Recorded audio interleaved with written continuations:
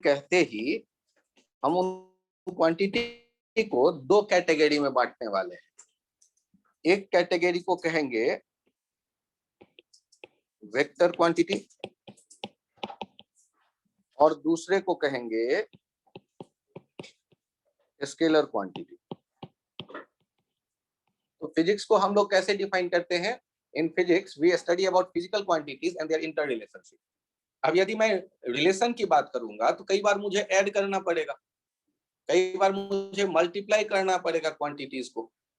तो ऐड या मल्टीप्लाई करने की यदि मैं बात करूंगा तो उनके लॉ होंगे, एडिशन के, मल्टीप्लिकेशन के। तो आप कहोगे सर ये तो मैं बचपन से पढ़ता रहा हूँ, 2 3 जा 6, 2 3 5 ऐड कर दीजिए। बड़े अच्छे विचार हैं, लेकिन हमेशा ऐसा नहीं होता।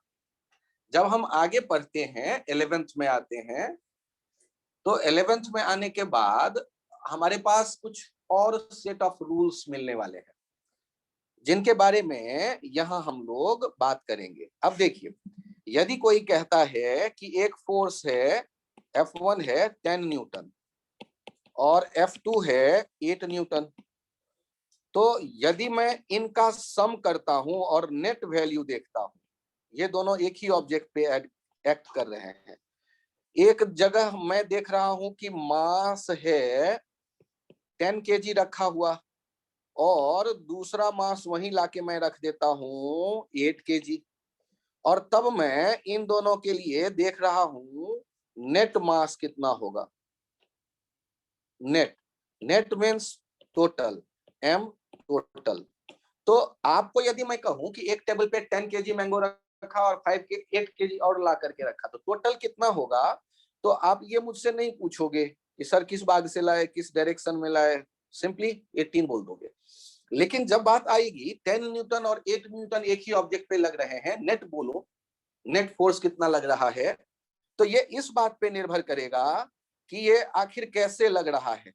जैसे ब्लॉक पे आप दो फोर्स ऐसे लगता देख सकते हो, या ब्लॉक पर दो फोर्स ऐसे लगता देख सकते हो।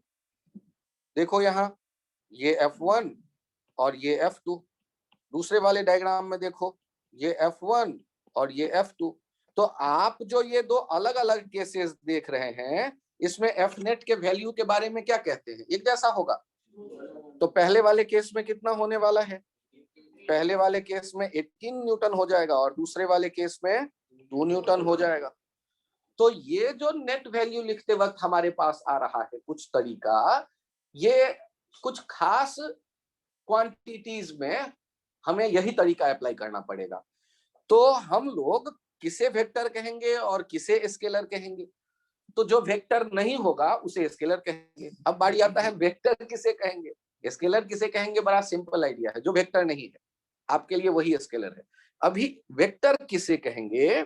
तो वेक्टर कहने के लिए आप ध्यान दीजिएगा, ये तीन चीजों का ध्यान रखना होगा वेक्टर होने के लिए। क्वांटिटी हैज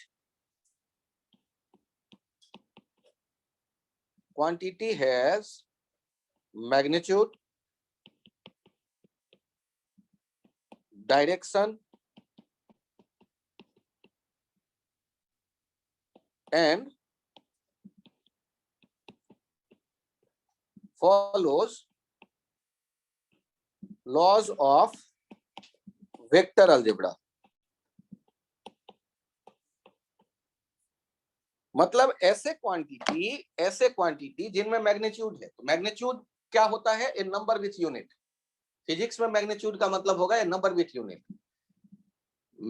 मैथमेटिक्स में मैग्नीट्यूड का वैल्यू होता है पॉजिटिव वैल्यू, वहां केवल नंबर का सेंस है। लेकिन फिजिक्स में जब हम मैग्नीट्यूड वर्ड यूज करते हैं तो इसका मतलब होता है कोई नंबर होगा और साथ में कोई यूनिट होगी।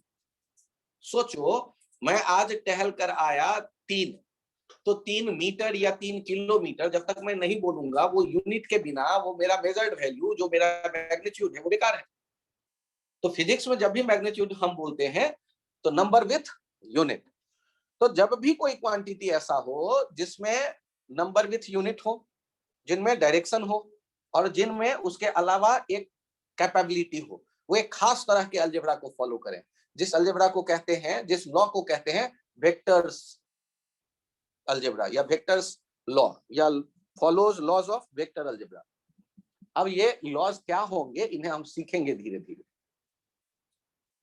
और स्केलर के लिए हम क्या कहेंगे कि जो वेक्टर नहीं है वो स्केलर है, जो वेक्टर नहीं है, जो इन तीनों में से कोई भी एक पार्ट में फेल हो जाए। जैसे इलेक्ट्रिक करंट, डायरेक्शन तो है, हमने 10th में अभी अभी पढ़ा है, लेकिन क्या वो वेक्टर अलजेब्रा को फॉलो करता है? तो नहीं करता। तो इसके कारण से हम क्या कहेंगे कि वो करंट डायरेक्शन होने के बावजूद भी वेक्टर की कैटेगरी में नहीं है। हम लोग जब आगे कोई ऐसा हो कि स्पेशलाइज करेंगे मैथमेटिक्स में, तो ये वेक्टर जो है आपके मैथमेटिक्स में मिलेगा। और वेक्टर का एक बड़ा भाई आता है आगे चल के, जिसे टेंसर कहते हैं। जीरो ऑर्डर टेंसर को कहते हैं स्केलर, फर्स्ट ऑर्डर टेंसर को कहते हैं वेक्टर। और टेंसर कितने भी ऑर्डर का हो सकता है। तो हम क्या कहेंगे कि टेंसर एक सुपर सेट हो गया जिसके भीतर स्केलर भी है, वेक्टर भी है, और बहुत से ऐसी क्वांटिटीज हैं जो इन दो भी अलग। ऐसे केस में हमें कुछ और जानकारी चाहिए, लेकिन अभी वहां तो मैं नहीं जा रहा। अभी यदि कोई किताब में लिखता है कि ये टेंसर है, तो मैं कहूंगा कि तब तो तुम कहो ना स्केलर भी तो टेंसर है, जीरो ऑर्डर टेंसर, वेक्टर भी तो टेंसर है, तो आप किसी एक को क्यों टेंसर कहते हो? सबको कह लो टेंसर। नहीं तो ऑर्डर के साथ बात करो, डिटेल पढ़ के बात करो या मत बात करो। तो हमारे 11th-12th के सिलेबस में टेंसर वर्ड का कहीं कोई लेना देना नहीं, मैथमेटिक्स में भी। और हायर लेवल्स में ये सालों 2-2, 3-3, 4-4 सेमेस्टर पढ़े जाने लायक टॉपिक है टेंसर। टेंसर पे पूरा का पूरा ज्योमेट्री पढ़ सकते हैं, कोऑर्डिनेट ज्योमेट्री। टेंसर पे पूरा का पूरा अलजेब्रा पढ़ा जा सकता है। तो टेंसर का अपना पूरा का पूरा अलजेब्रा है। तो टेंसर अपने आप में एक पूरी दुनिया है, तो हमें उसके भीतर नहीं जाना। हमें केवल अभी 11th-12th के लेवल में ये वेक्टर समझ लेना है ठीक से। स्केलर से बचपन से आज तक जो भी न्यूमेरिक आपने अलजेब्रा सीखे, दैट इज स्केलर अलजेब्रा। और आज से आगे जब हम बात करेंगे तो वेक्टर अलजेब्रा के कंसेप्ट इकट्ठा करेंगे धीरे धीरे। फिलहाल हम लोगों ने ये डिसाइड कर लिया, the quantity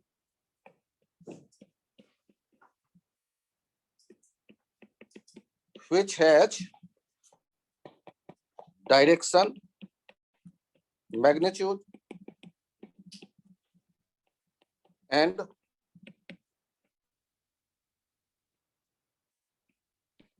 follows laws of vector algebra is called vector quantity, vectors, otherwise called scalars, otherwise called scalars। तीनों में से कुछ भी मिसिंग है तो स्केलर। अब देखिए एग्जाम्पल की मैं बात करूंगा। वेक्टर के लिए आप एग्जाम्पल देखिए,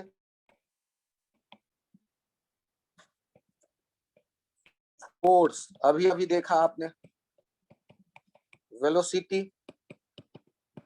डिस्प्लेसमेंट, स्मॉल एंगुलर डिस्प्लेसमेंट, और आप यदि स्केलर के बारे में देख रहे हैं,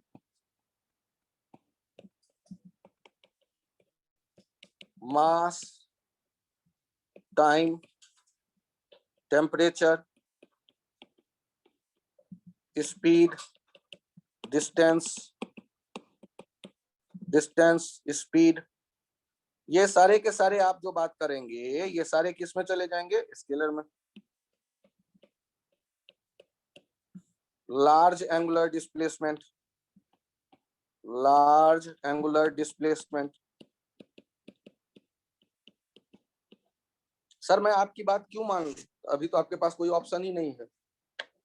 आगे हम देखेंगे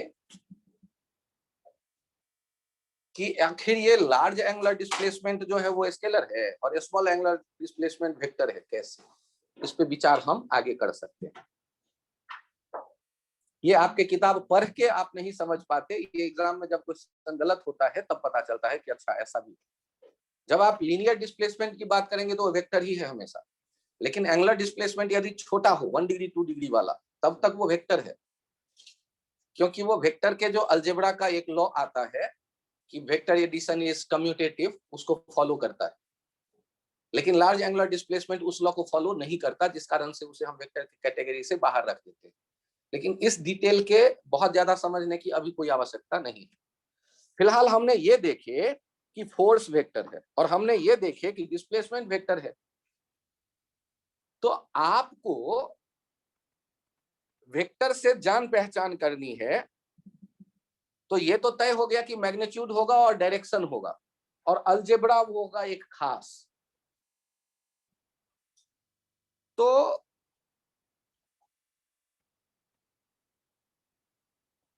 ये भी एक पॉइंट मेंशन रखिएगा, in physics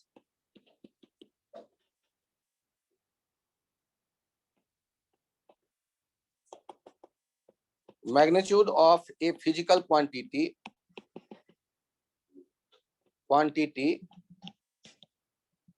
means a number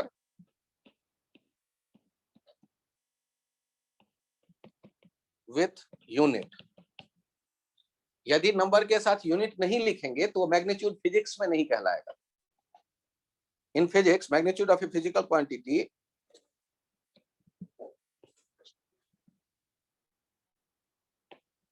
means के बदले आप हैज कर सकते हो, has a number with unit. In physics magnitude of a physical quantity has a number with unit. तो मैग्नीट्यूड में केवल नंबर होगा, ऐसा कभी होगा जब ऐसे क्वांटिटी हो जैसे रिलेटिव डेंसिटी, उनमें यूनिट का कोई काम नहीं।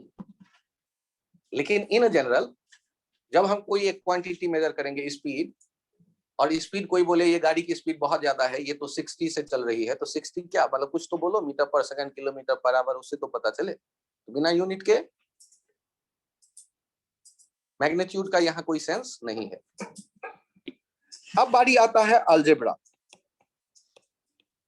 अलजेब्रा कुछ समझ में आए ना आए, एटलीस्ट ये जरूर याद आ जाएगा, addition, subtraction, multiplication, division.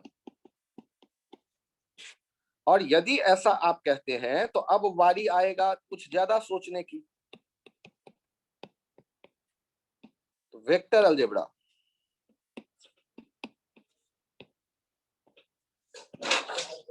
Check करते हैं चेक करते हैं कि यहाँ पर क्या क्या संभावनाएं बन रही है,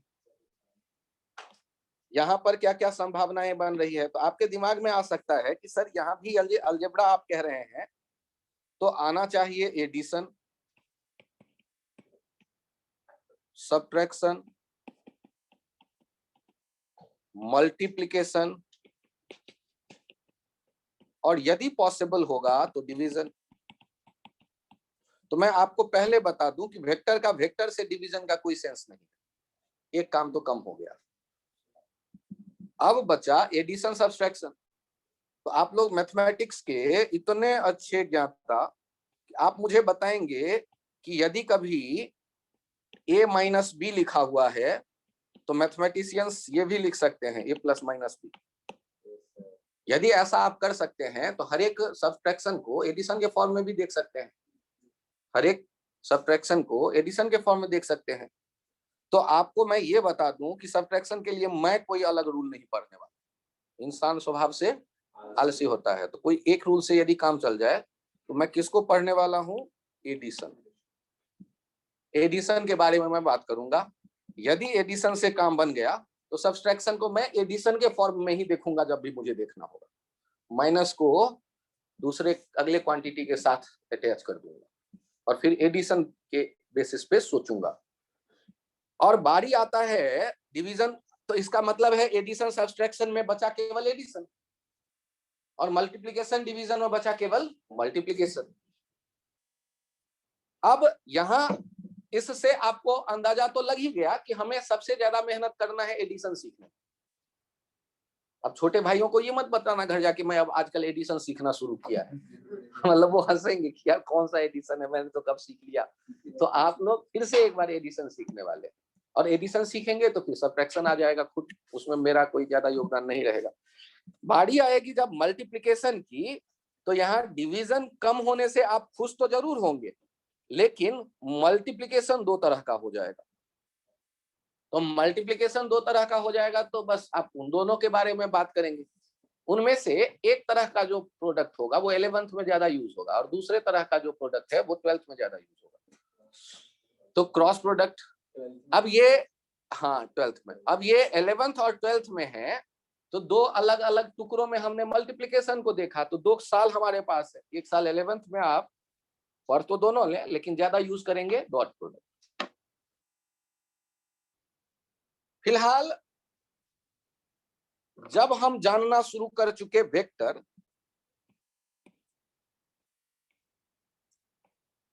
terms used in vector algebra, अब वेक्टर अलजेब्रा में आप आ रहे हैं तो टर्म्स के साथ तो पहले कंफर्ट बनाना शुरू करें।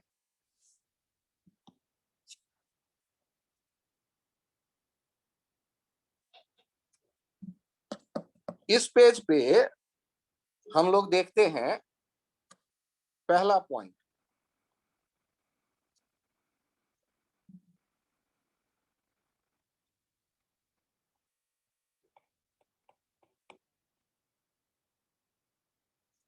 Parallel vectors. पैरेलल वेक्टर्स कहने से क्या दिमाग में आना चाहिए?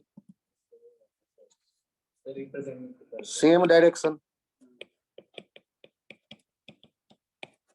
मैं ज्यादा कुछ नहीं लिखता। पैरेलल का क्या दिमाग में है आपके मीनिंग? बस वही मीनिंग, डायरेक्शन होगा तभी वेक्टर बनेगा, और सेम डायरेक्शन है तो पैरेलल है। तो दूसरा एक और टर्म मैं तुम्हें दे ही देता हूं, एंटी पैरेलल। इसको क्या कहोगे? अपोजिट डायरेक्शन, एक पूरब की तरफ और दूसरा पश्चिम की तरफ, ये opposite direction, anti parallel vectors. अच्छा यहां ध्यान देना, एक टर्म मैं और बोल रहा हूं जो तुम्हें थोड़ा टेंशन देगा, सेम वेक्टर्स। अब सेम वेक्टर्स कहेंगे तो इससे क्या सेंस आए? अच्छा एक काम करो, मैं बोलता हूं 10 newton force towards east, 10 metre per second velocity towards east, तो ये दोनों पैरेलल वेक्टर कहलाएंगे या नहीं? दोनों के डायरेक्शन क्या है? Towards east. पैरेलल हाथ से दिखाओगे ये, यदि ईस्ट इधर है तो दोनों के लिए पैरेलल। लेकिन ये सेम वेक्टर है कि नहीं? तो दोनों के 10 और 10 तो हैं, लेकिन एक है 10 न्यूटन और दूसरा है 10 मीटर पर सेकेंड। ये सेम कतई नहीं हो सकते, यूनिटी सेम नहीं है। तो सेम वेक्टर होने के लिए क्या क्या जरूरी है? क्या केवल same direction? Same magnitude, magnitude A number with unit, magnitude ध्यान रखना ए नंबर विथ यूनिट, मैं फिर से दूं, and same direction. Same vector के लिए क्या क्या जरूरी होगा? सेम मैग्नीट्यूड हो, और मैग्नीट्यूड क्या, यदि ये भूल रहे हैं तो फिर से मैंने मेंशन किया, सेम नंबर विथ यूनिट को कहते हैं मैग्नीट्यूड। तो जब हमने कहा सेम मैग्नीट्यूड, तो केवल नंबर नहीं बराबर, नंबर के साथ यूनिट भी बराबर, तभी वो सेम मैग्नीट्यूड कहलाएगा। तो मैग्नीट्यूड सेम हो और डायरेक्शन सेम हो तो हम कहेंगे सेम वेक्टर है। कोई कंफ्यूजन है तो बोलो। ये पॉइंट क्लियर? ठीक है, अपना नाम बताना एक बार। आप सक्षम, सक्षम। ये पॉइंट मैं एक बार और समझाऊं, पक्का यहां तक कंफर्टेबल हो? आप यहां मुझे सोच के जवाब दीजिएगा, आराम से। पैरेलल वेक्टर था, एंटी पैरेलल वेक्टर था।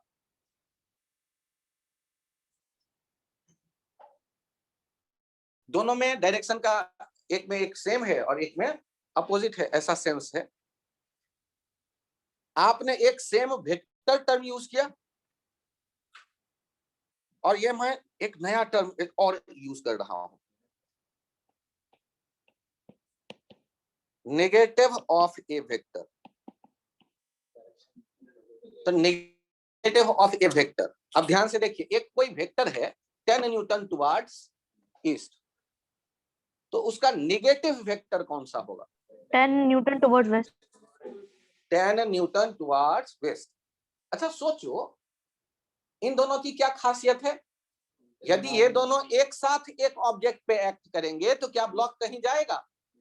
10 न्यूटन टुवर्ड्स ईस्ट और 10 न्यूटन टुवर्ड्स वेस्ट, तो ये दोनों एक साथ यदि किसी ऑब्जेक्ट पे एक्ट करेंगे तो जब एक वेक्टर और उसका नेगेटिव वेक्टर यदि दोनों एक साथ कहीं हैं तो ब्लॉक मूव नहीं करने वाला। तो हमने क्या देखा कि दो वेक्टर का ऐड करने पर जो रिजल्ट आएगा वो क्या हो जाएगा? जीरो।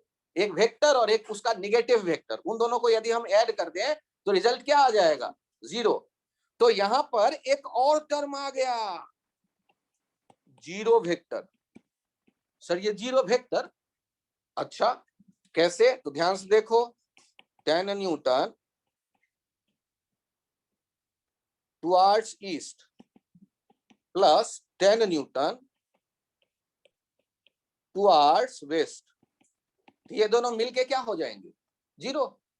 होंगे या नहीं होंगे?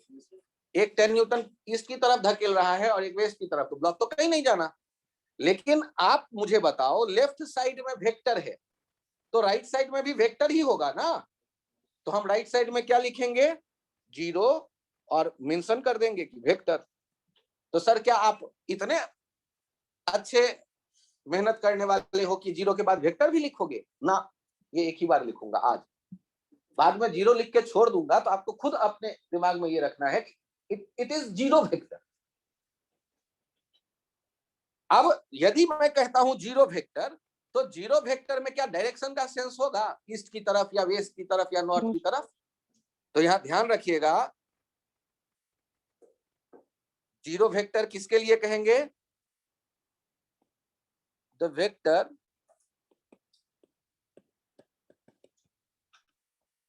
which has zero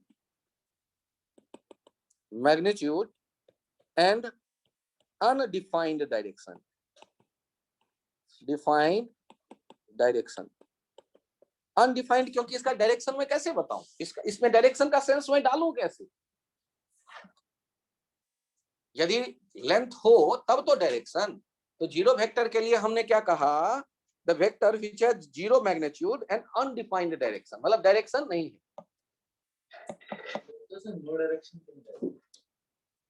आप अनडिफाइंड इसलिए क्योंकि इसको, जीरो की क्या खासियत होती है? जीरो किसी वेक्टर में आप ऐड करो और वो वेक्टर ना बदले, ठीक है? तो 10 न्यूटन टुवर्ड्स ईस्ट में 0 न्यूटन टुवर्ड्स ईस्ट ऐड करो, देखो कोई चेंज नहीं होगा।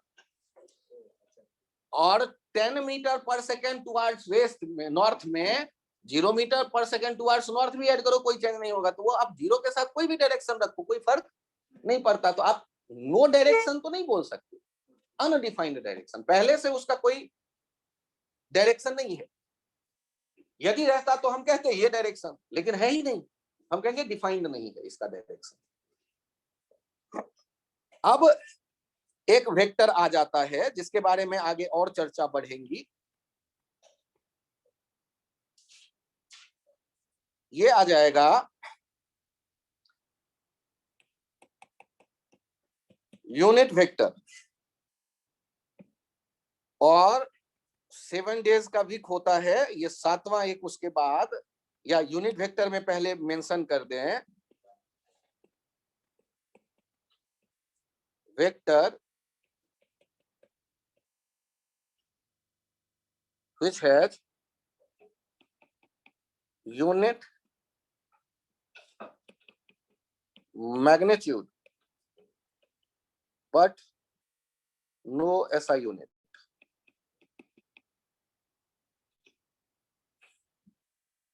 ऐसा वेक्टर जिसका मैग्नीट्यूड 1 है यूनिट, लेकिन उसके साथ मीटर या न्यूटन या सेकेंड कुछ नहीं है। मतलब यूनिट वेक्टर जो भी होगा उसका लेंथ कितना होगा, उसका मैग्नीट्यूड क्या होगा 1, लेकिन 1 न्यूटन नहीं, 1 मीटर पर सेकेंड स्क्वायर नहीं, 1 मीटर नहीं, हैज नो ऐसा यूनिट। मैग्नीट्यूड यूनिट होगा मतलब 1 होगा, और ऐसा यूनिट नहीं होगा उसमें, नहीं होगा। हाँ 1 टुवर्ड्स ईस्ट होगा, लेकिन 1 metre per second towards east नहीं होगा। मतलब यूनिट नहीं होना चाहिए वहां। और इसके बारे में 5 मिनट बाद फिर से चर्चा करेंगे। इसके बारे में 5 मिनट बाद फिर से चर्चा करेंगे। और इसी पेज पे एक नाम और लिख दो,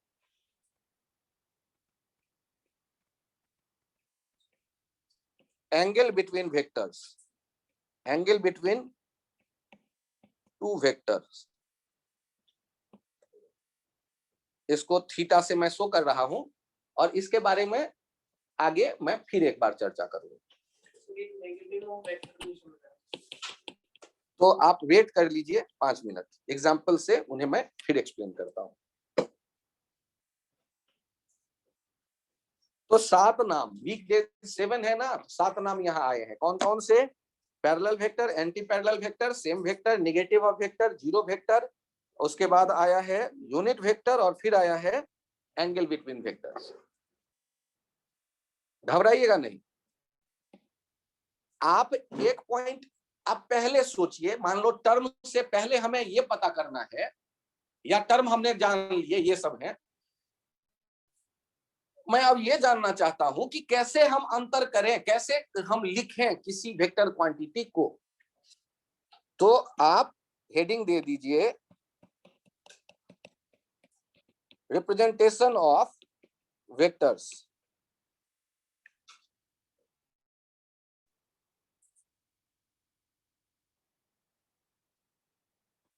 पहला है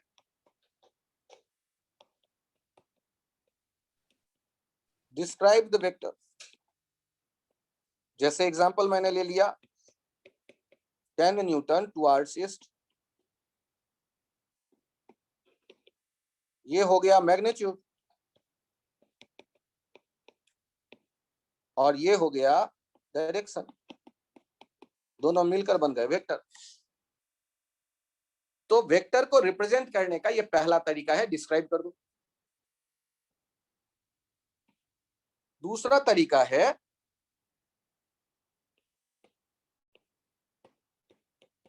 symbolic representation.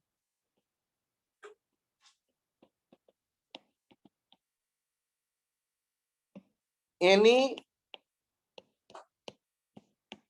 symbol having arrow on its head, arrow on its head represents vector। जैसे ए बी के ऊपर में एक एरो दिया हुआ है, तो ये वेक्टर को रिप्रेजेंट करता है। यदि एफ के ऊपर में ये एरो दिया हुआ है, तो ये वेक्टर को रिप्रेजेंट करता है। वेलोसिटी वेक्टर है, वी के ऊपर में हम एरो देकर रिप्रेजेंट करेंगे। यदि डिस्प्लेसमेंट वेक्टर है, तो इसके ऊपर ये एरो दे दिया, मतलब ये वेक्टर को रिप्रेजेंट कर रहा है। Any symbol having arrow on its head. Sir arrow कितना बड़ा दूंगा? अरे भाई जितना बड़ा सर होगा उतना ही बड़ा टोपी डालो। नहीं सर टोपी नहीं, अच्छा हाँ एरो। सर मैंने सोचा है, बहुत सोचा है, आज मेरा मन है ऐसे एरो लगाऊंगा। ऐसा मत करना कुछ यार, एक परंपरा बनी हुई है, उसे फॉलो करेंगे, लेफ्ट टू राइट। उतना ही बड़ा एरो डालना जितना बड़ा अक्षर लिख रहे हो।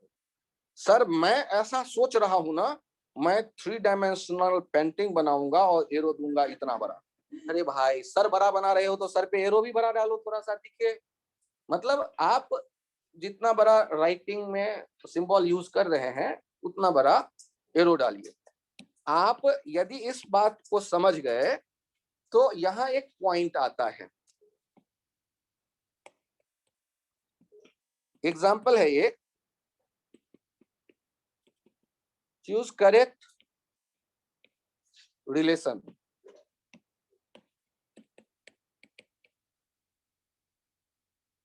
एक से अधिक भी सही हो सकते हैं। पहला देखना F equals to 10 newton towards east.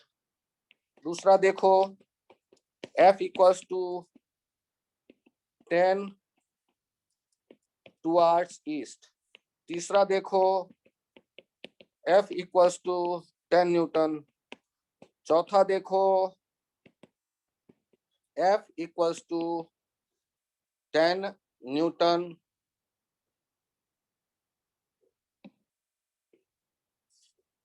Towards east. अब इसमें पहला वाला लाइन में क्या गड़बड़ है ये मुझे समझाओ। कहो कि सर इक्वल के लेफ्ट साइड में जो डाटा है उस पे एरो नहीं है, इसका मतलब वो वेक्टर नहीं है। और राइट साइड में हम देख रहे हैं मैग्नीट्यूड और डायरेक्शन दोनों आते हुए, इसका मतलब है कि इक्वल्स के राइट साइड वेक्टर है और लेफ्ट साइड वेक्टर नहीं है। तो इसको हम बराबर कैसे कर सकते हैं? तो बराबर यदि नहीं कर सकते तो ये ऑप्शन गलत हो गया। क्यों गलत हुआ ये समझ में आया? दूसरे वाले के बारे में क्या विचार है?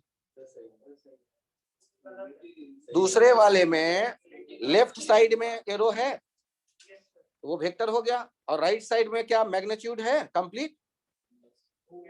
वो देखो यार ध्रुव क्या गड़बड़ कर रहे हो, आराम से। आज मैंने 10 फोर्स लगाया है तो 10 घूसा लगाया, 10 चांटा लगाया, जब तक बोलेंगे तो फील कहां से आएगा? अच्छा फोर्स मुझे ये बताओ, लेफ्ट साइड में बिना यूनिट वाले तुम किसी वेक्टर के बारे में जानते हो? सर ऐसा यूनिट नहीं है इसमें। जनरली फोर्स जो है वो इसमें अच्छा देखते हैं। एक मिनट, यदि मैं यहाँ चेक करूं तो मुझे करेक्ट यदि करना है तो एक ऑप्शन और लेना पड़ेगा कोई लास्ट में जाके, ये चौथा भी देना पड़ेगा। ठीक है ना ध्रुव, तुम्हारा कंफ्यूजन सही था। आप जरूरी थोड़ा सर एफ मतलब ठीक है फोर्स रिप्रेजेंट होता है बट एफ को वेरिएबल भी तो ले सकते हैं, तो हिसाब से यूनिट वेक्टर के अंदर। हाँ एफ यदि आप कोई लेते हो और यदि वो यूनिट वेक्टर के अंतर में होता तो यूनिट वेक्टर का सिंबल फिर अलग है। अब फिलहाल एक काम करो ना, ओनली वन करेक्ट ऑप्शन में जब ये चारों तुम्हारे पास हो, ये एस हमने हटा दिया, रिलेशंस था ना।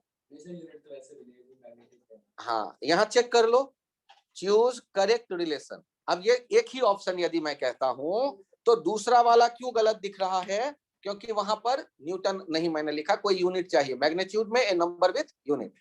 और ये तीसरा वाला क्यों गलत है? डायरेक्शन नहीं है। और चौथा वाला क्यों सही हो जाएगा? हाँ क्योंकि यहाँ मैग्नीट्यूड भी है नंबर विथ यूनिट और ये डायरेक्शन भी है, राइट साइड में भी वेक्टर है और लेफ्ट साइड में भी वेक्टर। तो हम क्या कहेंगे कि सिंबल जो कोई होगा एरो उसके ऊपर में, तब वो बना वेक्टर, और जब तक वो एरो नहीं डाला है तब तक वो वेक्टर नहीं है, वेक्टर को रिप्रेजेंट वो नहीं करेगा। और इक्वल साइन के यदि लेफ्ट साइड में वेक्टर होगा तो राइट साइड में भी वेक्टर होगा। इक्वल साइन के लेफ्ट साइड में यदि स्केलर है तो राइट साइड में भी स्केलर होना चाहिए रिजल्ट। सर अगर वो 10 की जगह 1 होता तो समझ से ही होता, तब भी गलत होता। क्यों? ये थोड़ी देर बाद समझ में आएगा। 5 मिनट वेट पर करो, कैप भी होता है। 5 मिनट वेट कर लो। फिलहाल आप आगे बढ़िए। तीसरा पॉइंट आ रहा है, तीसरा रिप्रेजेंटेशन आ रहा है, ध्यान दीजिएगा। तीसरा रिप्रेजेंटेशन आ रहा है,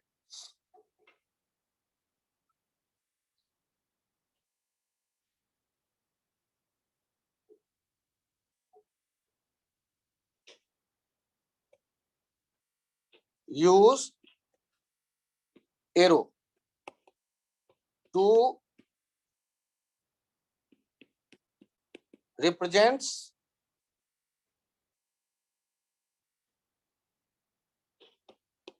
any vector. Use arrow to represents any vector.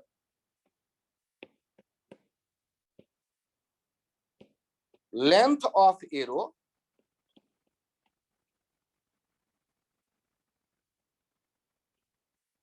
gives magnitude of vector and direction of arrow gives direction of the vector.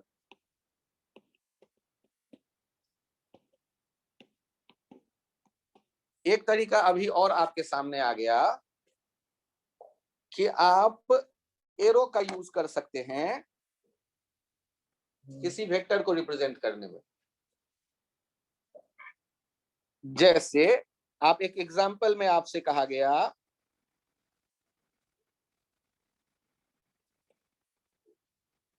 ये, इसके लिए हम टर्म यूज करते हैं graphical representation. Graphical representation of vectors, graphical representation of vector इसे कहते हैं। Example आपके सामने आ रहा है, draw F6 Newton towards east.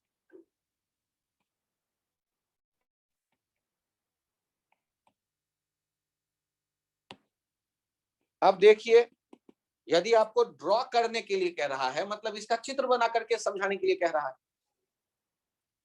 तो याद करिए ज्योग्राफी में आपने पढ़ा हुआ है, एक तरफ आप कहते थे नॉर्थ मैप में ऊपर की तरफ, और राइट साइड कहते थे ईस्ट। तो पहले मैप का ये डायग्राम बना लो, उसके बाद यहां क्या करो, लेट एक स्केल चुनो। हर एक मैप में एक स्केल लिखा रहता है नीचे। वन इज इक्विवेलेंट, ध्यान से देना। जैसे देखो 3 लाइन मैंने, लाइन होता है इक्वल्स टू, और 3 लाइन माने इक्वल्स टू से अलग इसका एक मीनिंग है। ये इक्विवेलेंट है किसके, मैंने माना 1 न्यूटन के ये इक्विवेलेंट होगा, जो अभी हम ग्राफ बनाएंगे उसमें। अब हम क्या करेंगे, एक फिर से बोलो। 3 इसलिए दिखाना है क्योंकि यदि मैं 2 लिखाऊंगा तो क्या वो मैथमेटिकली गलत एक स्टेटमेंट नहीं हो जाएगा। 1 सेंटीमीटर 1 न्यूटन के बराबर कैसे हो सकता है। यहाँ 3 लाइन ये रिप्रेजेंट कर रहा है कि इक्विवेलेंसी मैंने लिया है कि अभी जो मेरे 1 सेंटीमीटर लेंथ आएगा एरो में, ये किसको रिप्रेजेंट करेगा, 1 न्यूटन को रिप्रेजेंट करेगा। तो इक्विवेलेंसी के लिए ये 3 लाइन मैंने दिए, 2 लाइन नहीं दिए। 2 लाइन देते तो तुम ही मुझे कहते सर ये कौन सा नया मैथमेटिक्स आ गया, ठीक ना। अब यहां गौर करो, मैंने क्या किया, ईस्ट के डायरेक्शन में एक स्ट्रेट लाइन ले लिया और इस पे 1 सेंटीमीटर 2 3 4 5 6 सेंटीमीटर हमने ईस्ट के डायरेक्शन में यूनिट चुन लिए और एरो डाल दिया। ये जो एरो है यही वो एफ है जिसे हम ढूंढ रहे थे, उसका चित्र बन गया। ये 6 यूनिट का लेंथ वाला एरो जिसका डायरेक्शन ईस्ट की तरफ है, ये बन गया एक वेक्टर। तो सर स्केल कितना बड़ा लिया जाएगा, सोचो यदि 600 किलोमीटर रहता और तुम 1 सेंटीमीटर 1 किलोमीटर लेके डिस्प्लेसमेंट लिखते तो पता चला 2-4-10 कॉपी ले आते और तब भी शायद ना बन पाता।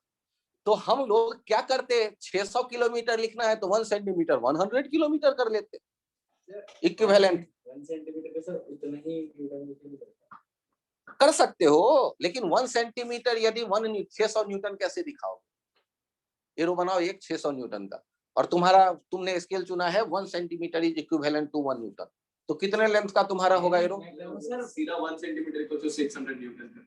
हाँ, आप वो भी कर सकते हो, वो भी कर सकते हो, कोई नहीं रोकेगा, लेकिन क्या फील आएगा, ये एरो जो है ये 600 किलोमीटर हो गया। तो यार थोड़ा ऐसा करके देते हैं तो सामने वाले को भी ऐसे ना लगे। ये यहाँ इंडिया का मैप बनाया और बगल में यूएसए का भी बना दिया, बीच वाला मैंने सर उसको ना स्केल छोटा कर दिया है, इंडिया के एकदम बगल में आ गया है मेरे स्केल बदलने के कारण। मतलब अरे यार तुमने जितना नजदीक पाकिस्तान को दिखाया उतना नजदीक यूएई को दिखाया, तब उसके चलो ना उतना ही एक स्केल कोई लेके यूनिफॉर्मिटी रखो। और वो स्केल कुछ भी हो सकता है, डिपेंड करता है। इंडिया का, मैं अपने एग्जाम में आप जाते हो तो एक स्कूल वाले जो कॉपी मिलता है उसके एक पेज पे बनाते हो, तुम कहोगे नहीं सर मुझे मेरे घर में जो टंगा हुआ है वही मैं बनाऊंगा, अब वो पेपर कहाँ से आएगा? स्केल छोटा करके हम लोग बनाते हैं। ये डिपेंड करता है कि कहाँ कैसी नीड है। फिलहाल एरो से बनाना यदि आप सीख गए तो यहाँ एक और इंटरेस्टिंग पॉइंट सीखो, डायरेक्शन बोलना सीखो। ये डायरेक्शन कैसे बोलेंगे इसे सीखो, how to call a direction. छोटा सा आइडिया है, बहुत बड़ा आइडिया नहीं है। ये वेक्टर देखो तो ये जो एफ वाला वेक्टर है, इस वेक्टर को क्या कहोगे तुम? क्या ईस्ट की तरफ कहोगे या नॉर्थ की तरफ कहोगे? अच्छा ध्यान से सुनो, हम लोग जानते हैं वर्टिकल अप, हम लोग जानते हैं वर्टिकल डाउन, हम लोगों ने बचपन से सुना है ईस्ट वेस्ट नॉर्थ साउथ, लेकिन इसके बाद ये भी सुना है नॉर्थ ईस्ट। तो नॉर्थ ईस्ट कहते ही आप आसाम पहुंच जाते हैं, ठीक है इंडिया के मैप में, लेकिन नॉर्थ ईस्ट का जो डायरेक्शन का सेंस, कहीं खड़े होके आप बताएंगे किसी को तो नॉर्थ ईस्ट डायरेक्शन ऐसा होना चाहिए जो बोलने वाला बोले और सुनने वाले को कोई कंफ्यूजन ना हो उस डायरेक्शन को फील करने। तो जब आप नॉर्थ ईस्ट कहेंगे कोई एक पक्का डायरेक्शन होगा। कौन सा पक्का डायरेक्शन होगा जो आपके मन में आ रहा है? दोनों नॉर्थ और ईस्ट के ठीक बीच में। यदि नॉर्थ और ईस्ट के ठीक बीच में आप जाना चाहते हो या नॉर्थ और वेस्ट के ठीक बीच में जाना चाहते हो तो ठीक बीच का मतलब होगा 45 डिग्री। यदि यहां आप कहते हो ना वेस्ट तो यहां हो जाएगा नॉर्थ वेस्ट जब 45 डिग्री दिखेगा। लेकिन यदि यहां पर कोई वेक्टर है, वेलोसिटी वेक्टर है एक v, और यहां दिया गया है ये 20 डिग्री का एंगल, तो इस डायरेक्शन को मैं कैसे बोलूं कि वो सामने वाला समझ जाए कि ये वेलोसिटी v किस डायरेक्शन में है? तो ध्यान से देखिए इसे क्या बोल सकते हैं, 20 डिग्री नॉर्थ और कहां से? Of west. सर मुझे मैथमेटिक्स आता है, आप तो ये बोलो, मैं तो ये बोलने वाला हूं 70 डिग्री वेस्ट ऑफ नॉर्थ, तो मैं कहूंगा हाँ यार ये भी चलेगा, दोनों में से कुछ भी बोल सकते हो। 70 डिग्री किधर से? नॉर्थ से, ऑफ नॉर्थ किधर? Towards waste. देखो सर आप कंफ्यूज कर रहे हो मुझे। अच्छा चलो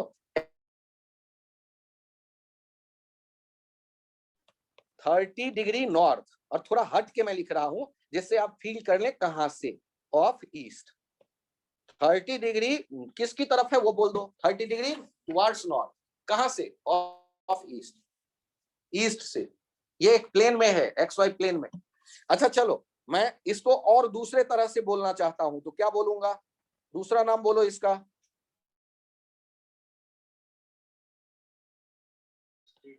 60 डिग्री ईस्ट ऑफ नॉर्थ।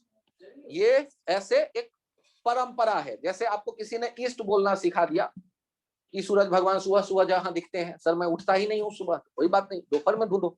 सुबह सुबह जहां सूरज भगवान मिलते हैं वो तुमने बता दिया गया बचपन में ईस्ट, उसके पीछे आपसे कह दिया गया अपोजिट वेस्ट। तो आज मैं कह रहा हूं कि इनको दोनों तरहों से बोल सकते हैं आप, या तो कह दो 30 डिग्री नॉर्थ ऑफ ईस्ट या कह दो 60 डिग्री ईस्ट ऑफ नॉर्थ। अब तुम बोलो क्या कंफ्यूजन है? अभी वेक्टर के साथ कैसे बोलेंगे ये बात की बात है। अच्छा चलो मैं बता ही देता हूं, मान लो यहां पर लिखा होता 18 न्यूटन, तो मैं F को कैसे लिखता? ध्यान से देखो, ये जो F फोर्स लिखता 18 Newton towards 30 degree north of east. इतने मेहनत से लिखता। सर इतना मेहनती तो आप नहीं लगते। तो मैं कौन सा कहता हूं कि मैं बार बार लिखूंगा, एक बार तो लिख ही सकता हूं। इसका मीनिंग ये है, एक बार तो मैं लिख ही सकता हूं, तो एक ही बार दो बार ऐसे लिखेंगे, आगे कुछ और शॉर्टकट ढूंढेंगे, लेकिन पहले ये डायरेक्शन बोलना सीखना हमारे लिए जरूरी है।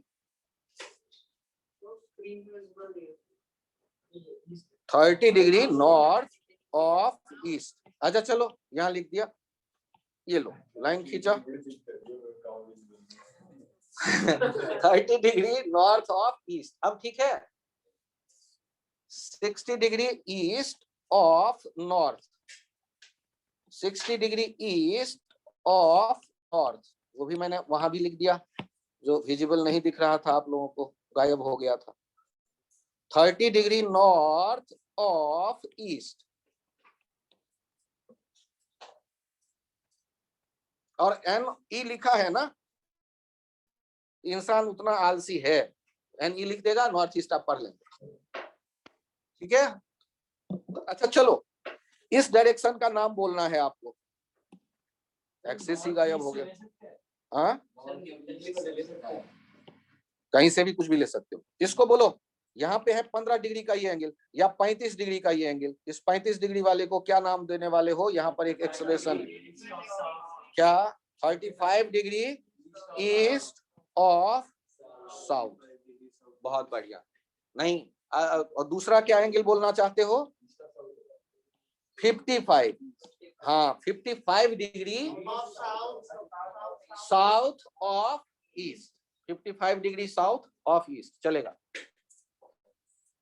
ये डायरेक्शन बोलना सब सीख गए, मैं मान लूं। अब यहां एक और पॉइंट और एक कंसेप्ट बता देता हूं,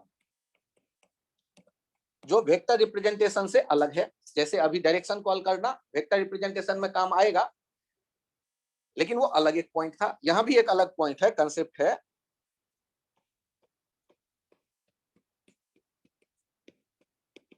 रिप्रेजेंटेशन ऑफ मैग्नीट्यूड ऑफ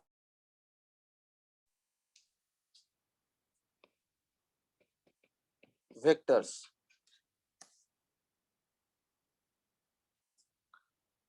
यदि एग्जाम्पल से ही इसे समझिएगा, F लिखा हुआ है 10 न्यूटन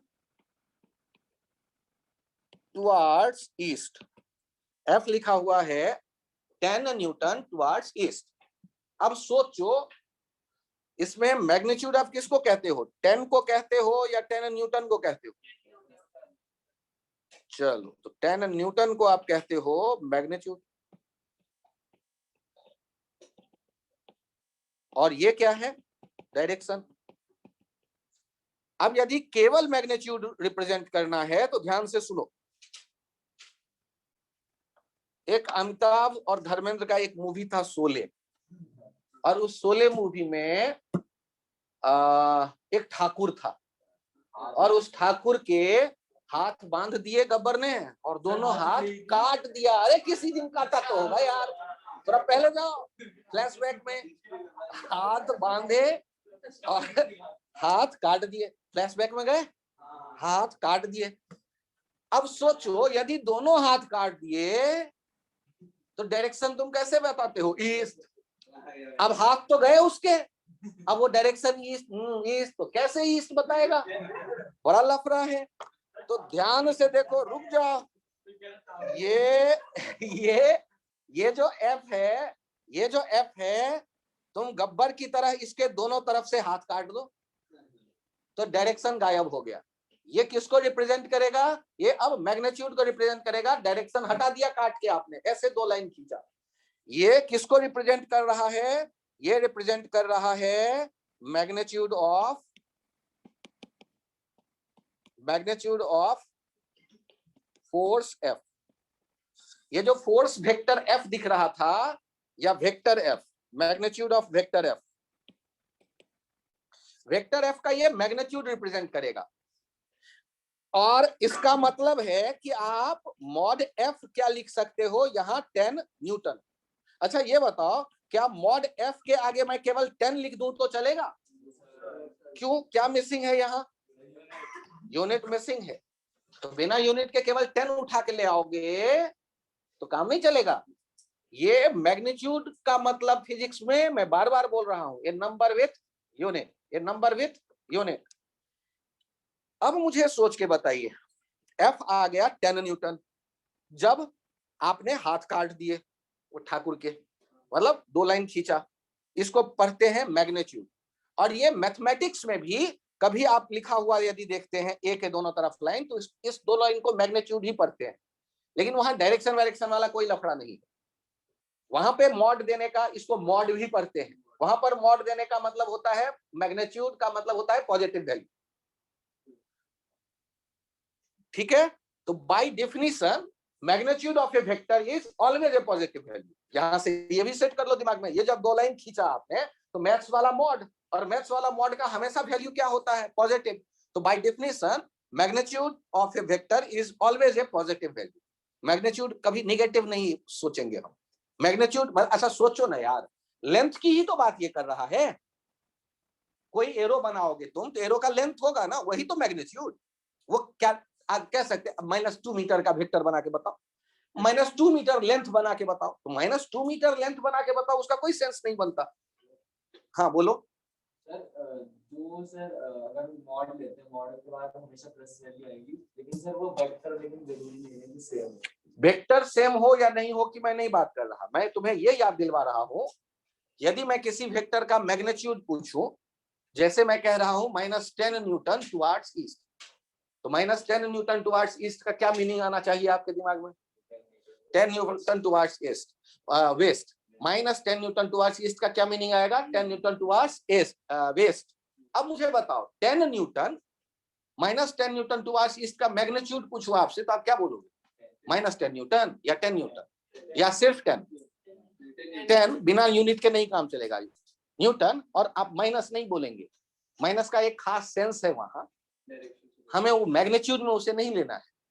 तो मैग्नीट्यूड मैं आपको क्या याद दिला रहा हूं कि magnitude by definition it is always a positive quantity, ठीक ना। फिजिक्स में जब मैग्नीट्यूड वर्ड यूज करेंगे तो हमेशा पॉजिटिव वैल्यू आप वहां उठाएंगे। अब मुझे ये बताओ, इंसान आलसी है या नहीं? तो एक तुमने क्या किए, पहले एरो दिए जिससे वो वेक्टर बना, और फिर ठाकुर की तरह हाथ काट दिया इसका, जिससे ये फिर से स्केलर बन जाए, डायरेक्शन नहीं बता पाए। इतना क्यों कर रहे हो भाई, एरो हटा लो। एरो हटा लोगे तब भी तो वही काम हो गया, एरो हटाते ही पता चल गया कि ये वेक्टर नहीं है। यदि वेक्टर नहीं है तो ये स्केलर है, स्केलर है मतलब बिना डायरेक्शन का है, मतलब ये मैग्नीट्यूड हो गया वेक्टर का। तो आप इन दोनों का एक ही मीनिंग लेने वाले हैं। तो अब आपके पास दो रिप्रेजेंटेशन हो गया, एक तो एरो डाल के बगल में 2 लाइन खींचकर हाथ काट दो, ठाकुर बना दो, या फिर आप एरो हटा दो, एरो हटाते ही वो स्केलर हो गया, वेक्टर है नहीं। तो अब बताओ मुझे, वेक्टर स्केलर मैग्नीट्यूड रिप्रेजेंट करने के कौन कौन से तरीके हुए आपके पास? या तो एरो हटा लो या मॉड लगा दो, दोनों में से एक काम आपको करना पड़ेगा। फिर से बताओ क्या कर सकते हैं, या तो मॉड लगाएंगे या एरो हटा देंगे। यदि इन दोनों में से कोई एक काम आपने नहीं किया है मतलब कुछ गड़बड़ है। आप मैग्नीट्यूड लिखना चाहते हैं तो मैग्नीट्यूड लिखने का 2 तरीके हुए, या तो आप एरो हटा दो या फिर बगल में दोनों तरफ एक लाइन खींचो जिसे मॉड कहते हैं। याद रखो जैसे ठाकुर के हाथ कट गए, डायरेक्शन बताना मुश्किल हो गया, आप डायरेक्शन काट के हटा दिया 2 लाइन खींच के। चलो तो आज यहां तक जब हम आ गए हैं तो यहां आने के बाद एक और कंसेप्ट रिविजिट करते हैं, एक कंसेप्ट रिविजिट कर रहे हैं, ध्यान देना।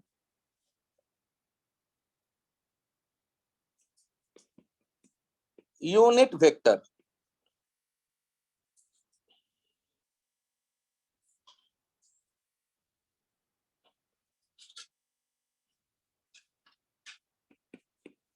any vector which has magnitude 1 and no unit is called unit vector.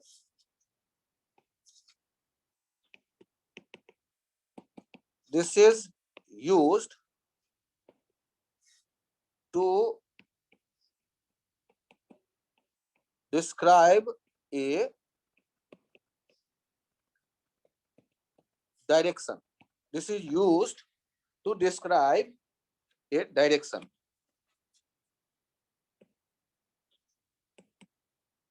Any symbol having cap on its head represents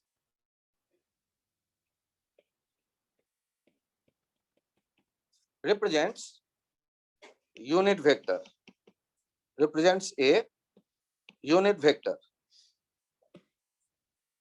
जैसे I cap, J cap, K cap, N cap, AB cap, ये कुछ भी यदि कैप आ गया,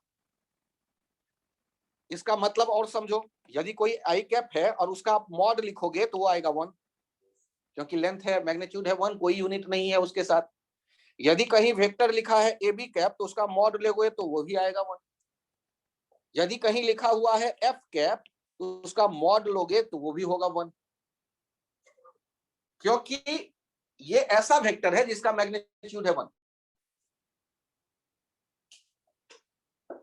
sir मैं arrow हटा लूंगा, अरे भाई एरो है ही नहीं तो हटाओगे कैसे? टोपी है यहाँ, टोपी कैप।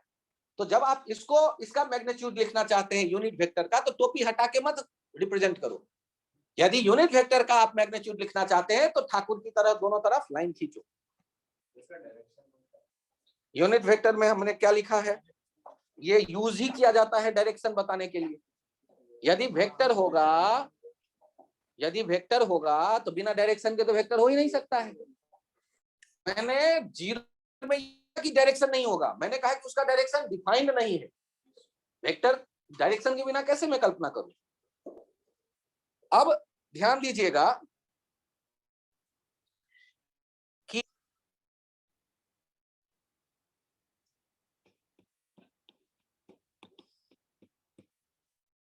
कन्वेंशनल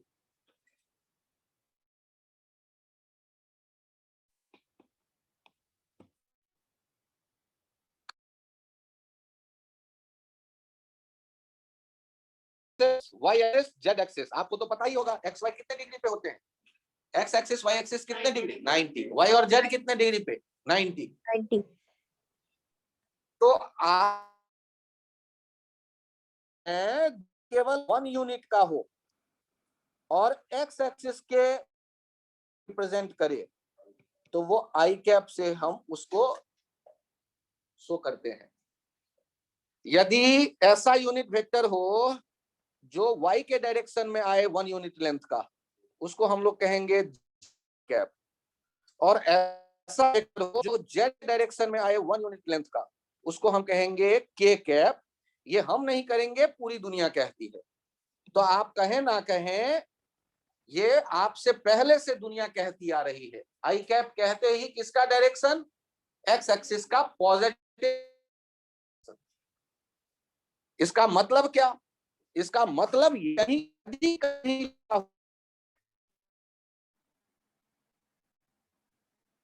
एफ वेक्टर बराबर 10 न्यूटन आई कैप, तो इसका मतलब होगा 10 newton towards plus x axis. 10 newton towards plus x axis. यदि कहीं आई कैप लिखा हुआ है तो आई कैप को कैसे डिस्क्राइब करेंगे? Towards positive x axis. अच्छा सर, तो आप तो अब मुझे लगता है ये लिखोगे कि यदि F बराबर लिखा हुआ है -10 न्यूटन आई कैप, तो इसका मतलब तो आप बदलने वाले हो कुछ। हाँ, क्या बदलने वाला हूँ, जल्दी बोलो। 10 न्यूटन टुवर्ड्स किधर? Minus x axis, negative x axis. तो F इक्वल्स टू यहां पर हम क्या सोचेंगे? 10 newton towards minus x axis. तो यदि प्लस आई कैप बताता है पॉजिटिव एक्स एक्सिस का डायरेक्शन, तो माइनस आई कैप बताएगा नेगेटिव एक्स एक्सिस का डायरेक्शन। अच्छा, जे कैप किधर का डायरेक्शन बता रहा है? तो माइनस जे कैप। प्लस के कैप किधर है? Z। तो माइनस के कैप किधर होगा? आई जे के से जान पहचान हो गई। ये कन्वेंशनल कहते हैं। कन्वेंशनल मतलब पारंपरिक, परंपरा से, मतलब पहले से लोग बोलते आ रहे हैं, हम भी उन्हें फॉलो कर रहे हैं। आपके मन में यूनिट वेक्टर के लिए कुछ विचार और थोड़े मजबूत हो, मैं इसकी कोशिश करता हूं अगले पेज पे।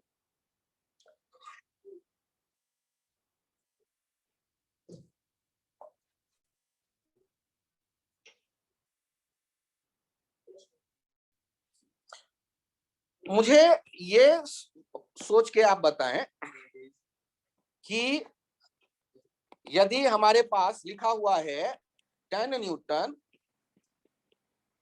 टुवर्ड्स ईस्ट, तो इसमें मैग्नीट्यूड कौन सा है और डायरेक्शन कौन सा है?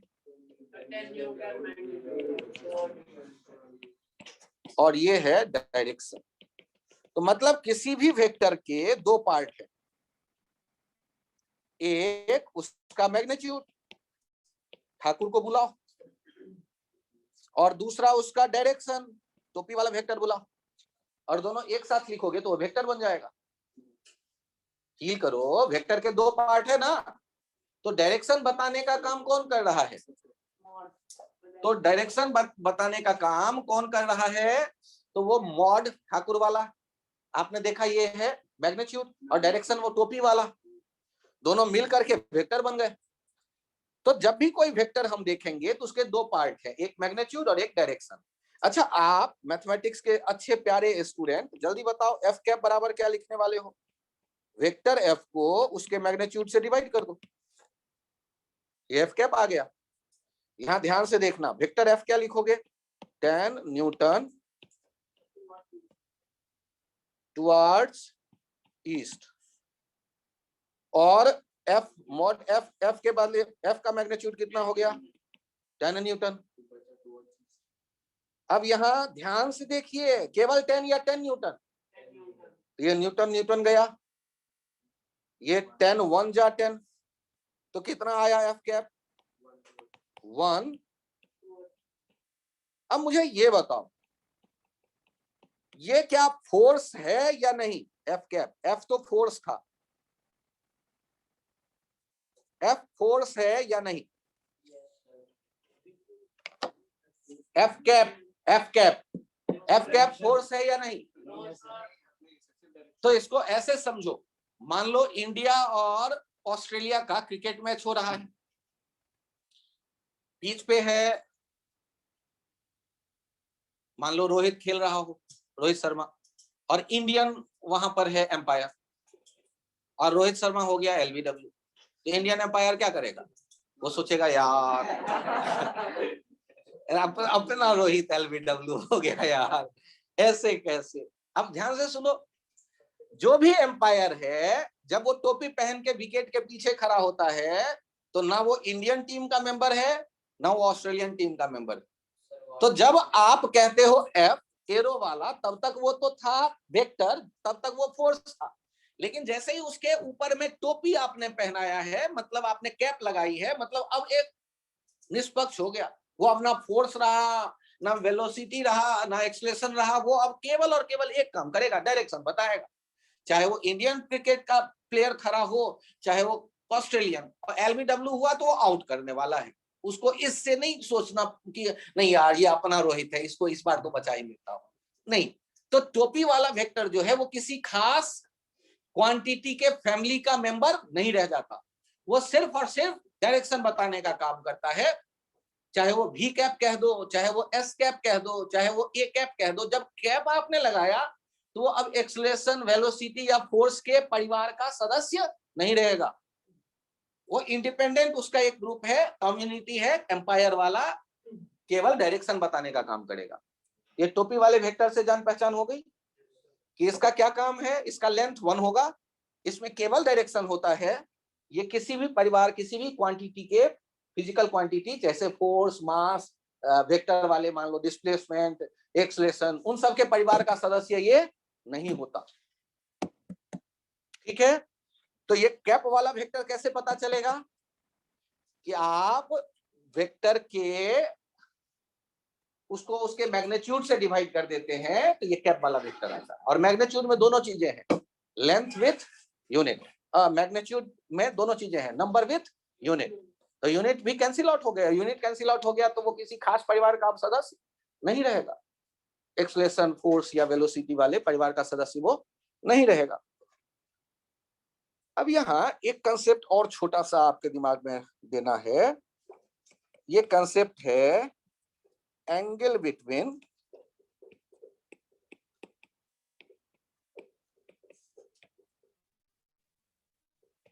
To vector. ध्यान से देखिए, एंगल बिटवीन टू वेक्टर्स जो है इसके बारे में मैं बात करता हूं। यहां इस बात को समझिए, ये दो वेक्टर हैं,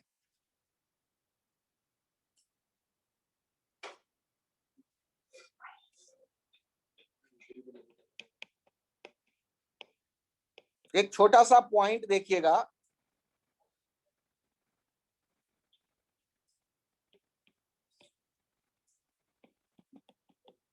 shift any vector in space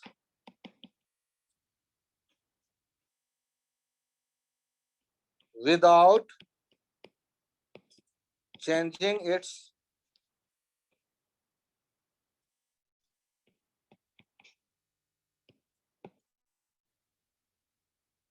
vector arrow कर लो। ये वेक्टर एरो कर देने से दिमाग में रहेगा किसको शिफ्ट करना है। We can shift any arrow vector in space without changing its length and direction.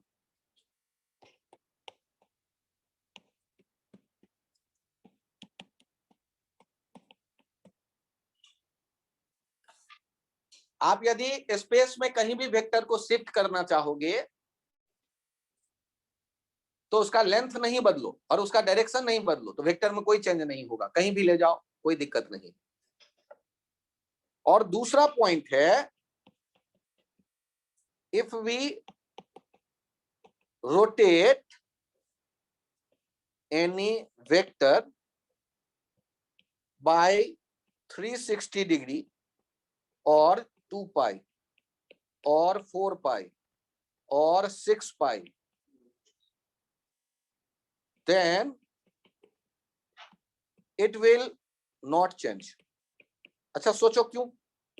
यदि मैं थोड़ा सा एंगल रोटेट कर दूंगा तो डायरेक्शन बदल जाएगा, लेकिन यदि 360 डिग्री रोटेट कर दूंगा तो जो था वहीं चला आया, तो कोई चेंज नहीं होगा। तो 360 या 2 चक्कर 2 इंटू 360 या 3 चक्कर 3 इंटू 360, ऐसे एंगल यदि मैं रोटेट कर दूं किसी वेक्टर को तो वेक्टर में कोई बदलाव नहीं होगा। अब ध्यान से देखिए, ये जो मैंने वेक्टर कह दिया, मान लो एक ए और दूसरा बी, तो ए वेक्टर को क्या मैं ऐसे आगे शिफ्ट कर दूं तो कोई बदलाव हुआ? अब मुझे बताओ, एंगल बिटवीन वेक्टर्स की मैं बात कर रहा हूं, तो आपको एक एंगल यहां दिख रहा है और एक एंगल यहां दिख रहा है। बताओ किसको हम एंगल बिटवीन वेक्टर्स कहना पसंद करेंगे? क्योंकि एम्बिगुअस डिफिनीशन तो नहीं होता, कंफ्यूजिंग डिफिनीशन तो नहीं रह सकता। तो आपका मन क्या कह रहा है, किसको एंगल बिटवीन वेक्टर्स कहा जाए, 150 को या 30 को? जो आपका मन कह रहा है यही डिफाइन करने वाले का भी मन कह रहा था कि दो वेक्टर का जब टेल, उसका वो सिरा जहां एरो नहीं है टेल उसे कहते हैं, और जहां एरो का अगला सिरा हेड कहलाता है। तो जब दो वेक्टर का टेल एक जगह हो तो उनके बीच में जो छोटा एंगल होता है उसे कहते हैं एंगल बिटवीन वेक्टर्स। तो यहां पर यदि कोई मुझसे पूछे angle between A and B, तो angle between A and B क्या मैं लिखूंगा यहां? Angle between A and B, ये होगा 30 डिग्री। तो एक पॉइंट मैंने सीखा कि वेक्टर को हम शिफ्ट कर सकते हैं, और शिफ्ट करने के बाद जो हमें छोटा एंगल दिखेगा दो वेक्टर के बीच का, उसे हम एंगल बिटवीन वेक्टर्स कहेंगे। सर इसका मतलब क्या केवल टेल एक जगह होना जरूरी है? तो याद करो, इसे यदि मैं पीछे कर दूं, यहां देखो ये बी और यहां ए, तो यहां भी एंगल कितना दिख रहा है? 30, बी और ए के बीच। तो या तो दोनों के हेड एक जगह हो या दोनों का टेल एक जगह हो, तब जो उनके बीच में छोटा एंगल बनेगा that is called angle between vectors. Sir ये इतना इंपॉर्टेंट है कि इसको आप कंसेप्ट कह के समझा रहे हो? इंपॉर्टेंट तो है कि यदि एंगल बिटवीन वेक्टर्स आपके सामने आएगा तो आपका मन करता है मैं कोई भी एंगल ले, तो ऐसे नहीं चलेगा। दोनों के टेल एक जगह हो तब बोलो, दोनों के हेड एक जगह हो तब बोलो। यदि हेड एक जगह नहीं है तो पहले शिफ्ट करो, और उनके बीच का जो छोटा एंगल बनेगा उसे कहेंगे एंगल बिटवीन वेक्टर्स। सर देखो, आप ये बेकार की बातें मत करो, आप मुझे डायग्राम बना के ये पूछो मुझसे और मैं तुरंत जवाब देता हूं, और फिर बताओ कि मेरा जवाब सही है या नहीं। यहां देखना ध्यान से, एक वेक्टर है ए, एक वेक्टर है बी, और एक वेक्टर है सी, और यहां पर है 30 डिग्री। अब बताओ आप, angle between A and B कहां कितना होगा? ये जो ट्रायंगल है इसमें, परफेक्ट, सही जवाब। Angle between A and B 90 degree. Angle between A and B is 90 degree. अच्छा चलो ध्यान देना, बी एंड सी कितना होगा? अरे वाह, बहुत बढ़िया। आदित्य तुम भी बोल, मन नहीं मान रहा बी और सी के बीच का एंगल। अरे टोटल एंगल 180 होता है यार, ज्योमेट्री में पढ़ा है तुमने। एक 90 है, दूसरा उधर 30 लिख रहा है, तो 90 30 120 हुआ, 180 में से हटाएंगे। अरे ये 30 है यार। अच्छा चलो, अब एरो दिखा, अब बताओ कितना एंगल होगा? के हेड एक जगह है तो दोनों के हेड एक जगह होंगे, तो जो उनके बीच में छोटा एंगल है वो, सर छोटा बड़ा एंगल आपको कहां दिखता है? बड़ा एंगल यहां दिखता है, वो बड़ा एंगल नहीं लेंगे, कौन लेंगे? छोटा वाला एंगल। अच्छा अब बताओ, ए और सी के बीच का एंगल कितना होगा? 150 डिग्री। 150। कैसे पता चला? हाँ, ए को टेल से टेल या shift हेड से हेड जॉइन करना करेंगे। पड़ेगा और तब आएगा 150। ए और सी के बीच का एंगल हो जाएगा 150 डिग्री। एंगल बिटवीन वेक्टर्स यदि हम बात करते हैं तो एंगल बिटवीन वेक्टर्स वो होता है छोटा वाला एंगल। कब? जब उनके या तो हेड एक जगह हो या टेल एक जगह हो, और यदि ऐसा नहीं है तो पहले शिफ्ट करेंगे किसी एक वेक्टर को, जिससे कि हेड एक जगह आ जाए या टेल एक जगह आ जाए। सर एक बार मुझे ये बता दो आप, हेड कौन और टेल कौन? हाँ ये अच्छा आइडिया है। जब एरो ऐसे बनेगा ना, ये हेड और ये टेल, एरो वाला सिरा हेड कहलाएगा और दूसरा पूंछ वाला सिरा टेल कहलाएगा। कहानी चलते हुए आगे बढ़ते चले आ रहे थे, और आपके पास यहां तक आने के बाद एक और आइडिया आया। ये आइडिया सबसे बाद में आएगा। आपने वेक्टर रिप्रेजेंटेशन देखा,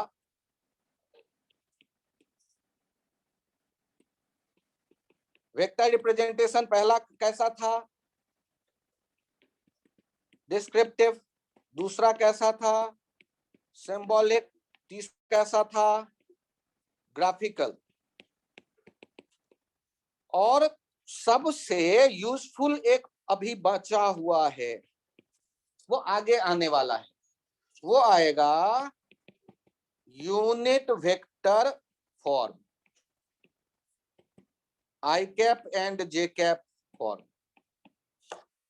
आई cap and J cap form मतलब यदि कभी आपने वेक्टर लिखा हुआ देखा ना, जैसे 10 न्यूटन आई कैप, तो ये आई कैप जे कैप वाला फॉर्म हो गया, क्योंकि आई कैप खुद चिल्ला चिल्ला के बता देगा आपको कौन सा direction, x direction, 10 newton towards